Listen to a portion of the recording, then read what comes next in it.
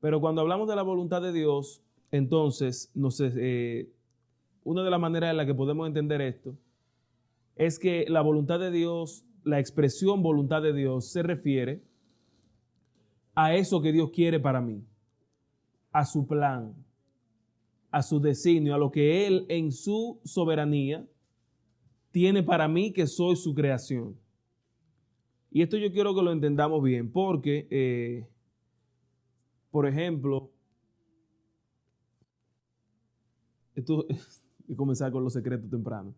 Poca gente sabe eso de mí, pero por muchos años, antes de yo entrar al ministerio, yo trabajé con un programa de robótica aplicado en escuelas, en educación, o sea, para niños, robótica educativa.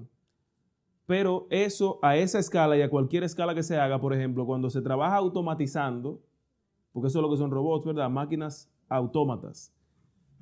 El que lo diseña, el que lo programa, decide lo que esa máquina va a hacer, ¿verdad?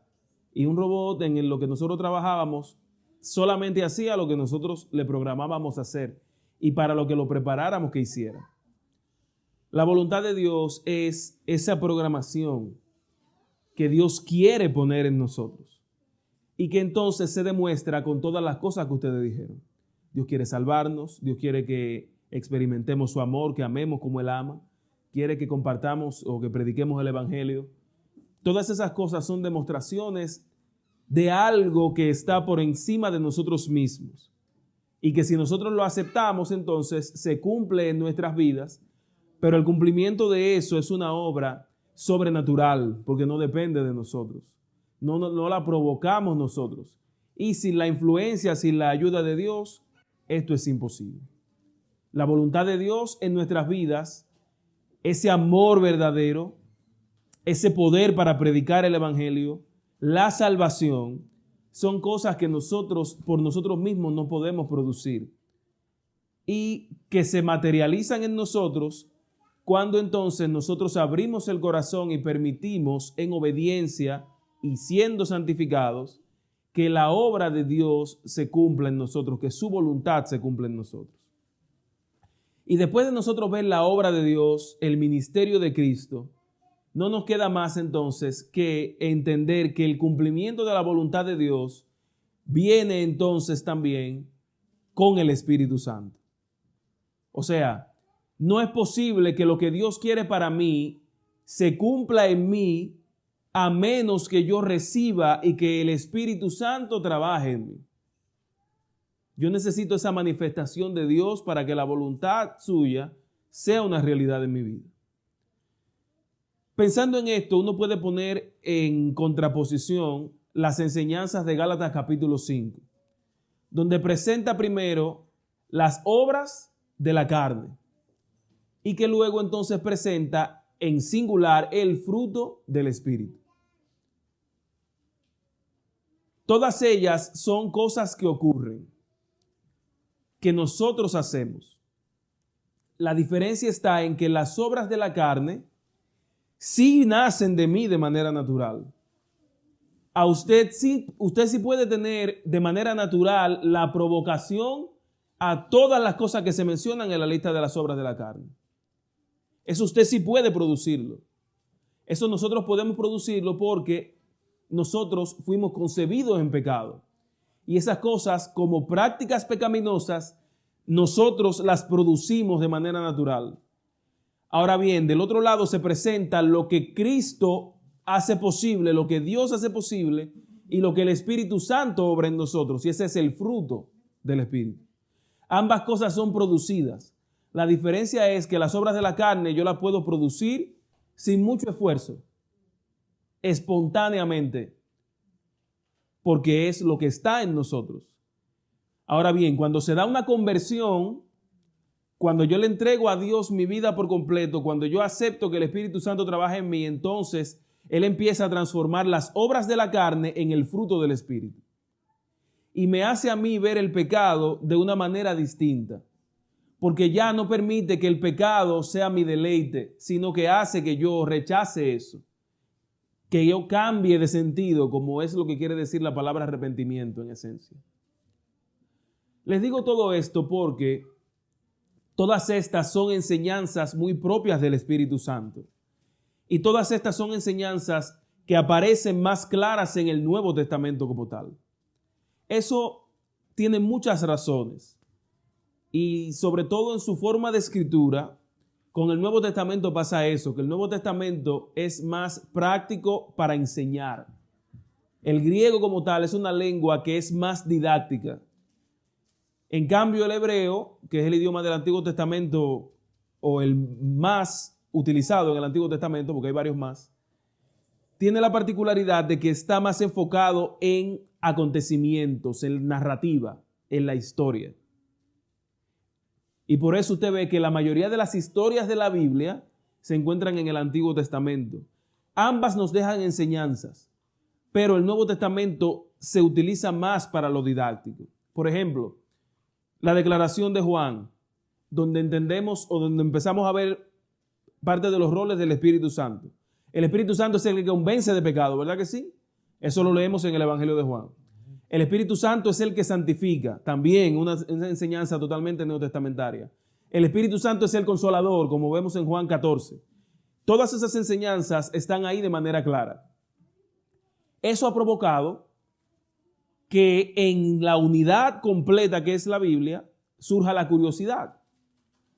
¿Será que el Antiguo Testamento tiene algo que decirme también del Espíritu Santo? La respuesta puede parecer muy obvia. Claro que sí. Yo quiero que veamos algo hoy de una manera distinta, porque no voy a presentarles a ustedes hoy una exégesis, una exposición de una porción bíblica, sino que quiero que veamos en varias porciones del Antiguo Testamento algo que también nosotros necesitamos aprender y experimentar del Espíritu Santo, pero en el Antiguo Testamento. Y eso es lo bueno de las historias, que las historias son ejemplos, que uno puede identificarse con ellas, que uno puede verlas o uno puede ponerse allí, cambiarle el nombre. Y donde dice Moisés, yo poner mi nombre y recibir eso como una enseñanza, como un llamado.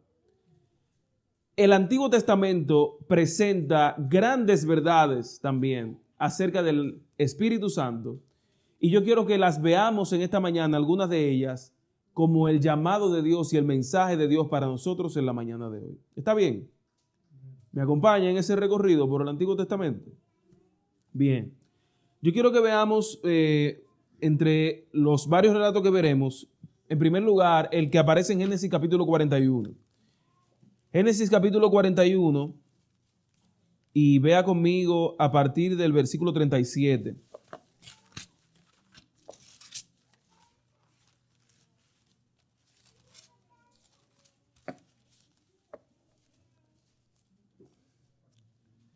Génesis 41, versículos 37 y 38. Fíjense en esta declaración. El asunto pareció bien al faraón y sus siervos.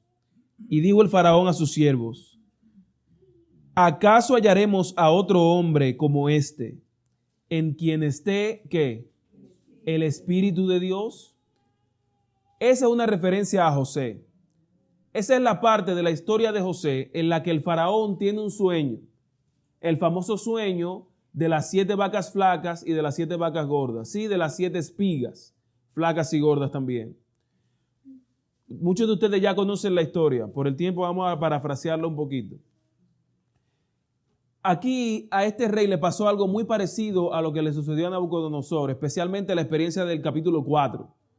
Porque aquí el rey también recuerda el sueño. ¿Recuerdan Daniel? En el 2 Nabucodonosor no recuerda nada, en el 4 sí recuerda el sueño. Aquí el faraón tiene un sueño, lo recuerda, pero no sabe lo que quiso decir. Y estas civilizaciones tienen mucho en común. Parte de la teología pagana o de las deidades paganas que existían para Egipto también lo eran para los mesopotámicos y también lo eran para los babilonios. Así que entre las creencias populares entre ellos estaba también el hecho de que sus deidades supuestamente comunicaban mensajes importantes a los gobernantes a través de sueños. Así que esto pudo haber causado inquietud en el faraón y él quería entender si era que su Dios, su deidad pagana, le estaba diciendo algo. Así que él hace igual que Nabucodonosor, manda llamar a todos los empleados de su corte, de su reino, que él entiende que pueden ayudarlo a interpretar lo que está viendo él en el sueño. Ellos, ninguno pueden, y entonces Dios pone su gracia sobre José, y José entonces pide a Dios la interpretación y Dios se la da. Cuando José hace esto, entonces el faraón, en reconocimiento a lo que José está haciendo, ya José le dijo, mira, va a venir un tiempo de bonanza, pero va a venir un tiempo de crisis. Y entonces le añadió a la interpretación lo que la sabiduría divina le puso a él. Dios le dio la sabiduría a José en ese momento para decirle al faraón, mira, como va a haber 7 años de abundancia, guarda, prepárate, y así cuando lleguen los años de escasez, entonces tendremos con qué sobrevivir. Dios le dio la sabiduría a José para que le diera ese sueño y entonces, o para que le diera ese consejo al faraón. Y el faraón, cuando recibe la interpretación y recibe el consejo, reconoce a Dios en José. Yo quiero que usted lo capte así como se lo estoy diciendo. Faraón puede ver a Dios en José y por eso lo reconoce y dice, bueno, ok, tenemos que poner un gobernante. ¿A qué otro hombre que no seas tú vamos a encontrar sobre el cual esté, qué cosa? El Espíritu de Dios. Así que aquí vemos al Espíritu de Dios como el que capacita, como el que inspira y como el que le da sabiduría a su hijo para atender una situación y resolver un problema. El Espíritu de Dios. Algo muy similar ocurrió en Éxodo capítulo 31. Véalo conmigo, Éxodo 31, en los primeros versículos de este capítulo, vemos una experiencia también con cierta similitud. Este muchacho no era popular, o no es popular todavía, es posible que usted nunca haya pronunciado este nombre, pero a pesar de que él no sea muy popular y que su nombre sea difícil de pronunciar, él también recibió el Espíritu de Dios. Estoy hablando de Bezaleel, o Bezalelí, como se dice. Muchos pronuncian la S ahí, en el hebreo casi no se pronuncia. Bezaleel podremos decir. Habló Jehová a Moisés y le dijo, mira, yo he llamado por su nombre a Bezaleel, hijo de Uri, hijo de Ur, de la tribu de Judá. Y yo le he llenado a Bezaleel, ¿de qué? Del Espíritu de Dios. Y siga viendo conmigo. En sabiduría y en inteligencia, en ciencia y en todo arte inclusive, para inventar diseños, para trabajar en oro, en plata y en bronce, para labrar piedras y engastarlas, tallar madera y trabajar en toda clase de labor. Si usted se fija en los capítulos anteriores, va a ver que el contexto de este muchacho, Bezaleel, o el momento en el que surge esta necesidad y él es llamado, es considerado, es el contexto de la construcción del tabernáculo. Cuando se estaba preparando el santuario, se necesitaba gente que hiciera estas cosas. Y aquí se está hablando de un muchacho que tiene habilidades para un oficio, pero de él se dice también que tiene inteligencia, que tiene sabiduría e inclusive que tiene arte. Pero todo esto se adjudica al hecho de que Dios lo había llenado, como dice el versículo 3, del Espíritu de Dios. Aquí estamos viendo ya algo de una dimensión más práctica. No estamos hablando de algo como José, que tuvo que dar un mensaje, sino de cosas que eran necesarias que pasaran. Cosas que podríamos ver como un oficio hoy en día. Algo tan material, digamos. Para ello también la palabra dice que el que lo hizo porque recibió ¿qué? El Espíritu de Dios. Otra experiencia, ya sabemos que esto está ocurriendo lo que ocurre con Bezaleel en algo tan importante para el pueblo como el levantamiento, la construcción del tabernáculo. Así que su obra, su oficio, sus habilidades eran materiales, pero Dios quería usar esas cosas, esas habilidades, ese conocimiento para algo que no era plenamente material. para algo sagrado, para algo importante y espiritual, que era la construcción de su santuario. Y yo necesito que esa idea usted me la guarde para el final, porque así pasa con nosotros también. Dios tiene propósitos divinos, santos, espirituales y hasta sobrenaturales para lo material y lo simple que hay en nosotros. La diferencia es lo que dice la lectura bíblica que tuvimos, que seamos ungidos por Cristo y llenos de su Espíritu. Y eso hará que nuestra humanidad y todo lo común de nosotros en las manos de Dios tenga un uso sagrado. Porque eso era lo que pasaba en el santuario. Ahí había mesas como podía haber en cualquier tienda. Ahí había utensilios, cucharas, copas como podría haber en cualquiera de sus casas ahora. La diferencia es que esas cosas fueron ungidas para un uso sagrado y ya eso hizo que fueran santas. Al punto tan grave de que cuando fueron blasfemadas, hay varios ejemplos. Por ejemplo, uno de ellos es la fiesta de Belsasar en Daniel 5. ¿Qué pasó ahí? Una condena directa. Cosas que eran simples son dedicadas a Dios y de inmediato pasan a ser sagradas. Lo mismo que pasa con usted y como yo. Con usted y yo. Pecadores insignificantes, pero dedicados al Señor, Dios puede hacer cosas grandes y santas para Él. La diferencia es el propósito, su gloria. Este muchacho no tenía idea jamás de que sus habilidades serían utilizadas para un propósito en el cual el nombre de Dios sería glorificado. Para levantar el lugar en el que su santa presencia descendería. Para levantar el lugar en el que el pueblo completo recibiría pecado y expiación por su maldad. ¿Qué hizo la diferencia? Que él había recibido el Espíritu de Dios. Otro ejemplo más está en Jueces capítulo 3. Él tampoco es tan famoso. Estamos dándole 5 minutos de fama a varios personajes de la Biblia hoy. Él tampoco era tan popular, pero la Biblia lo presenta como un hombre de Dios. En la época de los jueces. Y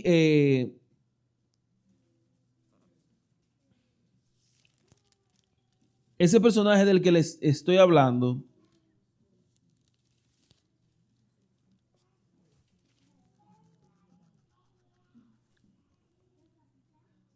es Otoniel, el juez Otoniel. Jueces capítulo 3. ¿Están ahí conmigo ya? Sí. Amén. Vaya al versículo 7 conmigo, por favor. Hicieron pues los hijos de Israel lo malo ante los ojos de Jehová su Dios. Se olvidaron de él y sirvieron a los Baales y a las imágenes de acera.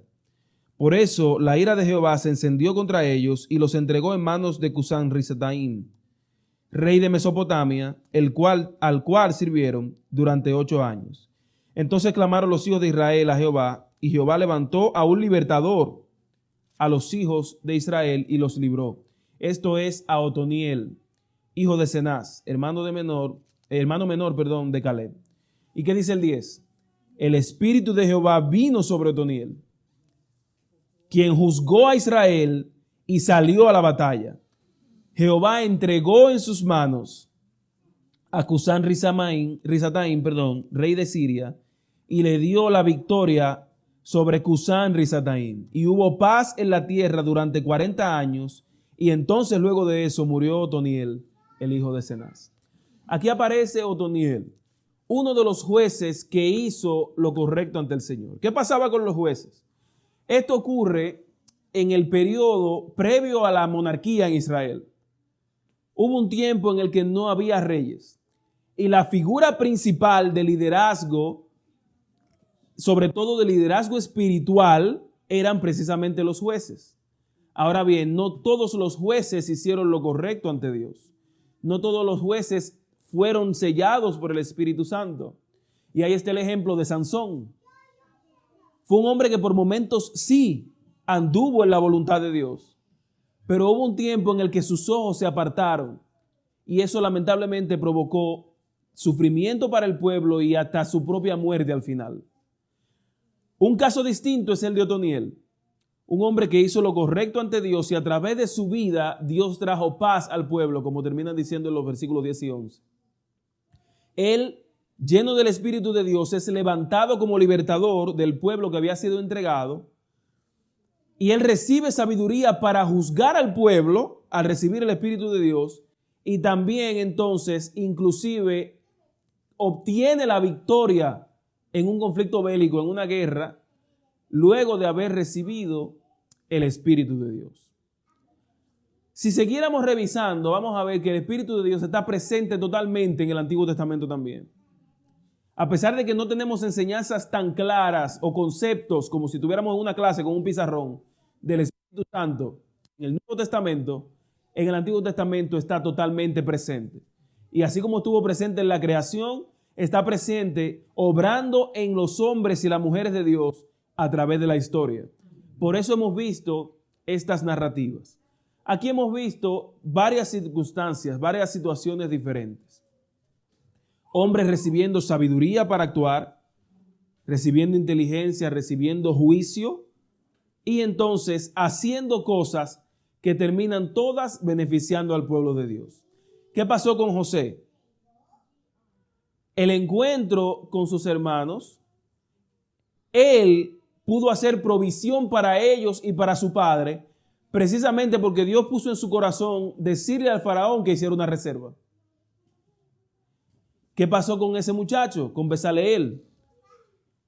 A través de sus dones y de sus habilidades, él pudo dirigir la obra de construcción del santuario, en el cual el pueblo completo recibía perdón por sus pecados. Un pueblo que apostata contra Dios, se aparta de él, Dios pone su espíritu sobre un hombre y este hombre los dirige y entonces también los dirige en batalla para que fueran liberados. El pueblo de Dios, la iglesia, su familia, siendo bendecida por hombres y mujeres que reciben el Espíritu de Dios. Hombres y mujeres en los que se desarrolla y se manifiesta el fruto del Espíritu. U hombres y mujeres, como vimos en la lectura bíblica, sellados por el Espíritu de Dios. El Espíritu de Dios en el Antiguo Testamento, aquí lo vemos, preparándonos, capacitándonos, dirigiéndonos.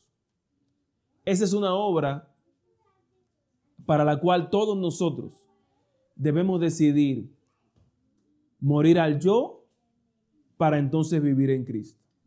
Esta es una obra para la cual todos nosotros necesitamos que la mayor concentración de nuestras vidas la tenga Dios.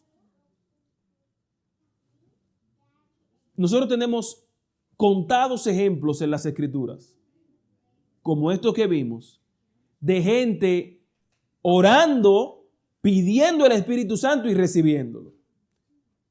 Y yo no necesito leer sus mentes ahora para imaginarme que sus mentes se fueron rapidito al Pentecostés. Porque ahí se ve un ejemplo de hombres orando, clamando para que se cumpla esa promesa y que lo reciben. Decididos, concentrados, unidos, enfocados en que eso se cumpla. Así lo recibieron. Y fíjense la palabra que yo estoy utilizando, enfocados, concentrados. Porque mis hermanos, como yo hablaba aquí hace unas semanas, nosotros vivimos en medio de un conflicto espiritual, de un conflicto cósmico, en el que hay un enemigo que no quiere de ninguna manera que nosotros recibamos ese espíritu, porque él sabe que cuando el pueblo de Dios reciba esa lluvia tardía del Espíritu Santo, hará maravillas, proclamará el evangelio con poder y vivirá en el fuego del Espíritu Santo. Y el enemigo no quiere eso. Pero aquí lo estamos viendo, estamos recibiendo esa enseñanza, porque todos nosotros somos llamados a que con ese Espíritu de Dios, al igual que Otoniel, nosotros podamos vencer al enemigo. Con ese Espíritu de Dios, solo eso hará posible que nosotros podamos vencer. ¿Y qué pasa? Que nosotros todos, la mayoría de los que estamos aquí, le hemos entregado nuestra vida a Cristo. Sabemos lo que debemos hacer. Sabemos que debemos orar. Sabemos que debemos estudiar la palabra. Lo hacemos y eso nos equipa y nos ayuda a sobrevivir en esa batalla cada segundo que pasa. Porque no hay un segundo en el que no estemos en ese conflicto. No hay un segundo en el que usted tenga la necesidad de negarse específicamente a algo para mantenerse honrando a Dios. No pasa un día en su vida en el que usted no tenga que resistir una tentación, sin importar que usted la reconozca o no. Cada día el enemigo va a levantar algo, levanta algo con usted. Y quizá usted ni siquiera se da cuenta de que eso es un obstáculo, precisamente porque usted está con Cristo, porque el Espíritu de Dios está sobre usted. Usted recibe muchos ataques que ni siquiera llegan, porque Dios está con usted. Y hay muchos que sí llegan y que usted tiene que decidirse. Hay muchas dificultades, muchas situaciones, muchas discusiones posiblemente en sus casas. Que si en lugar de usted comenzar esa discusión, usted se postrara a orar en ese momento, ahí mismo quedaría vencido el enemigo. Es una necesidad ahí. Estoy haciendo estos ejemplos porque con el enemigo pasa algo. Dios sabe que nosotros tenemos todo con Él para vencer en esa lucha. Y el enemigo también sabe eso. Entonces, como Él sabe que no puede destruirnos, entonces va a tratar de distraernos. Sus ataques van más a nuestra distracción que a nuestra destrucción, porque Él sabe que nosotros queremos hacer las cosas de acuerdo a lo que Dios establece, que nosotros queremos vivir para su honra y su gloria, que aún fuera nada más por costumbre, usted ese día que despertó oró al Señor. Cada día que usted se levanta, Él sabe el día que usted oró, que usted estudió la palabra, Él sabe el día que usted está armado, que usted está preparado, que usted tiene ese escudo de la fe para resistir sus ataques. Entonces, si Él sabe que usted está preparado, es posible que no lo ataque para no perder su tiempo. Pero entonces va a tratar de distraerlo. Con un montón de cosas que no son más grandes y no son más importantes que Dios. Pero que si Él logra distraerlo, Él sabe que usted se va a concentrar en ellas. Y si se concentra en ellas, no podrá entonces mantener el enfoque en Dios. Y lamentablemente, esas distracciones que Él nos pone, esas contiendas, esos chismes, esas diferencias, esas dificultades que son propias de la vida y que Él ya me dio todo para vencerlas, Dios, pero al yo concentrarme más en ellas que en Dios, dejo que me destruyan. Todo eso es lo que Él va a utilizar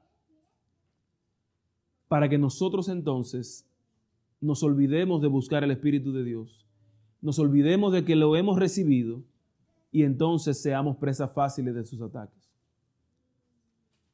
Aquí está el Espíritu Santo presentándose en diferentes facetas. Y yo quise hacer esto porque el mensaje que quiero dejarles va en una dirección más inclusive práctica que espiritual. Al final es espiritual. El problema es que no es lo mismo algo espiritual que algo espiritualizado. No sé si me entienden la idea. No es lo mismo algo espiritual que algo espiritualizado. Y el Espíritu de Dios es lo que nosotros debemos recibir. Pero es un error espiritualizar al Espíritu. ¿Qué es lo que estoy tratando de decir? Si nosotros, el trabajo del Espíritu Santo en nuestras vidas, su influencia, el poder que Él tiene, lo dejamos solamente en el ámbito espiritual, estaremos posiblemente cometiendo un error. Porque entonces muchas veces depende de cómo uno se sienta. Bueno, yo crecí en el Evangelio y muchas veces, usted sabe qué pasaba en las iglesias, que yo no lo condeno, yo no sé si realmente fue así o no, pero muchas veces uno escuchaba que, por ejemplo, venía un artista invitado, un adorador invitado y cantaba una alabanza bien bonita, bien interpretada, muy linda. Y de repente subía el hermano que iba a presentar al predicador y decía, wow, definitivamente el Espíritu de Dios está aquí. Y no estaba antes. Y esa es la única manera de que esté. Pero ¿qué pasa? Que esa alabanza me hizo sentir algo. Entonces yo circunscribo el espíritu a mis emociones, a mis sentimientos y ahí el enemigo me engaña. O sea, el peligro de espiritualizar el espíritu es que el Espíritu Santo no es algo que tiene que estar aquí para que el predicador diga el mensaje de Dios solamente. No es algo que tiene que estar aquí para que se enseñe lo correcto. No es algo que tiene que estar aquí para que se cante lo correcto solamente. Solamente. Esa cosa la dirige el Espíritu. Pero no es lo único que hace. Él tiene algo que hacer también en mí de lunes a viernes. De domingo a viernes. O sea, yo no necesito estar lleno del Espíritu como estaba Pedro cuando se levantó a dar el sermón de Hechos 2. Es verdad, yo no necesito estar lleno del Espíritu de Dios, así como lo estuvo Pedro, cuando yo me levanto cada día para agarrar mi carro y salir al trabajo. Pero yo necesito estar lleno del Espíritu de Dios para reaccionar bien ante lo que me voy a encontrar en la calle. Yo no necesito estar lleno del Espíritu de Dios para yo llegar temprano a mi trabajo, para yo ser responsable, para cumplir con mis deberes. Yo no necesito ser lleno del Espíritu de Dios para ser un padre cuando me levante mañana. Ya yo lo soy porque yo tengo mis hijos. Pero para ser un buen padre sí necesito ese Espíritu de Dios. Y eso no es una emoción solamente de la iglesia o del sábado. A eso era que me refería cuando decía que no podemos espiritualizar el Espíritu. Ese muchacho, Bezaleel, ¿qué era? Era un arquitecto, era un muchacho que sabía trabajar con minerales, con piedras preciosas. Y seguramente él hacía eso todos los días. Y él no necesitaba, o sea, no era obligatorio que él fuera lleno del Espíritu de Dios para él cumplir con su oficio. Pero estamos hablando del santuario, hermanos. Entonces, para lo que sí es sagrado o para lo que enseña el apóstol Pablo, algo tan simple como comer o beber, si pues coméis o bebéis o haced cualquier otra cosa, hacedlo para la gloria de Dios. Ahí es que está la diferencia. Usted y yo no necesitamos tener una llama de fuego en la cabeza para irnos a un restaurante a comernos un sándwich. No. Pero sí lo necesitamos para que Dios sea glorificado en nuestras vidas. Sí lo necesitamos para que inclusive en eso Dios sea glorificado. Y Dios quiere ser glorificado en lo más simple, hasta en lo más íntimo de tu existencia. Y es por eso que, al igual que estos 3 ejemplos y los muchos más que nos pone el Antiguo Testamento, usted y yo necesitamos ser guiados, capacitados, ungidos por el Espíritu de Dios. Esa, mis hermanos queridos, es la realidad que yo quise compartir con ustedes en la mañana de hoy. Yo vine a predicar esta mañana y yo oro desde que comienzo a preparar los mensajes por mí, por la iglesia, para que Dios me dé su Espíritu. ¿Lo necesito para eso? Sí, claro que sí. Pero yo mismo también necesito ese Espíritu Santo para mañana en mi casa ser el mejor padre que pueda ser. Para que cuando me vea en una situación difícil, no hable una mentira para tratar de quedar bien. Para que cuando un hermano, un amigo necesite ayuda, eso no va a nacer naturalmente de mí. Eso el Espíritu de Dios va a hacer que yo lo haga. Y lo necesito igualito en esa circunstancia como para ahora venir a pararme aquí frente a ustedes. Si nosotros vemos al Espíritu Santo como algo real, como algo práctico, entonces nos libraremos de ese error, de ese pecado de espiritualizar el Espíritu. Aquí estamos viendo hombres que fueron simples humanos como usted y como yo, que puestos en las manos de Dios, concentrados en Él, recibieron su Espíritu y entonces hicieron cosas grandes, cosas trascendentales, y sobre todo en sus vidas fue glorificado el nombre de Dios. Y familia, usted y yo no somos Otoniel, Bezaleel, José, Moisés, Hulda, Débora. Pero nosotros también no somos ellos. Pero nosotros también recibimos el llamado de que Dios sea glorificado en todo lo que somos. Y por eso yo le preguntaba al principio, ¿qué es la voluntad de Dios? Porque la voluntad de Dios es lo que más deberíamos anhelar todos nosotros. Que la voluntad de Dios sea lo que ocurre en mi vida cada segundo. Que la voluntad de Dios sea lo que se manifieste en mí. Eso, y mucho menos su gloria, no es posible sin el Espíritu de Dios en nuestras vidas. Vimos varios ejemplos, porque ¿cuánto tiempo nos llevamos pidiendo que Dios nos dé su Espíritu, que llene este lugar, que llene el corazón, que llene la iglesia, que llene la familia, que llene el aire de mi neumático, del carro, del Espíritu Santo, para todo, por mucho tiempo? Pero muchas de las cosas que nos pasan evidencian que no lo hemos recibido. y vimos ejemplos de cómo eso ocurre. Cómo eso pasa.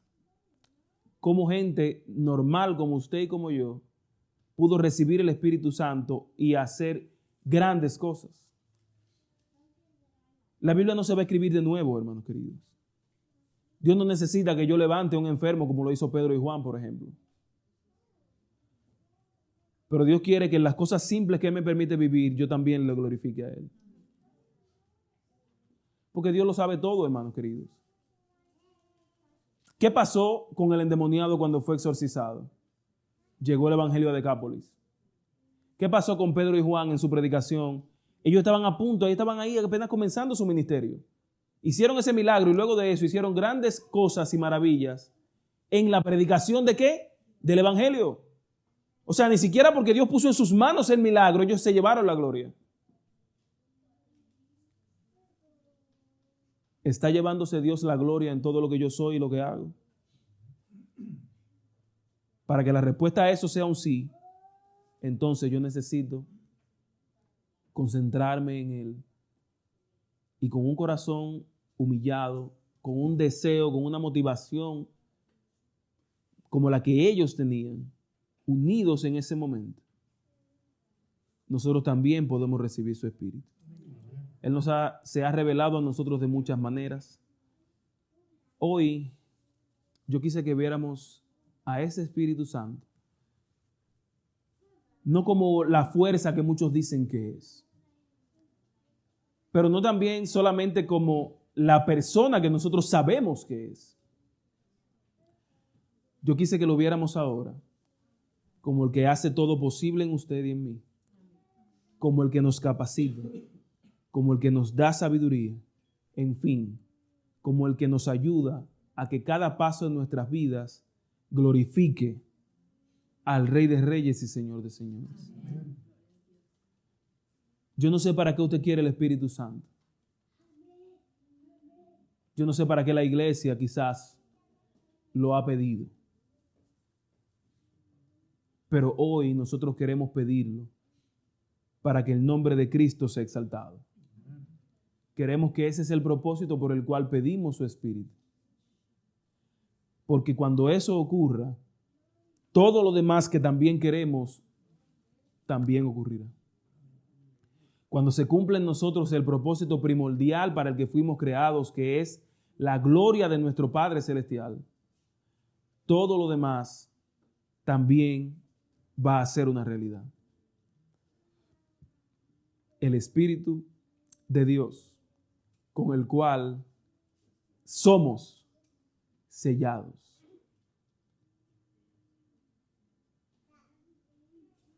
Antes de tener el último himno, yo quisiera que teniendo esto en cuenta, viendo al Espíritu Santo no solamente como ese poder, esa manifestación de Dios que presenta el Nuevo Testamento, sino como el que me debe a mí capacitar, el que me debe o el que debe producir en mí todo lo que yo soy día con día, constantemente. Pensando en eso, es que yo quiero llamarte a orar conmigo, clamando por el Espíritu Santo. Vamos a orar por el Espíritu Santo ahora. Pero no va a ser para que en la iglesia pase algo bonito. Vamos a orar por el Espíritu Santo para que haga lo difícil, para que nos santifique, para que nos dé sabiduría, para que unja y de esa manera limpie nuestros pensamientos y palabras, para que llene nuestro domingo a viernes, para que nos limpie y nos santifique. Ese es el clamor que yo quiero hacer por el Espíritu Santo en este momento. Y si usted quiere eso para usted personalmente, para su casa, entonces, si usted quiere eso así, es que yo le invito a que ore conmigo poniéndose de pie. Si usted quiere recibir esa obra, no que pasen cosas lindas y extraordinarias a su alrededor, sino que esas cosas pasen en usted. aunque duela, aunque sea difícil, aunque se tarde, aunque sea un proceso, que la obra del Espíritu sea una realidad primero en mí. Ese es el clamor de esta oración.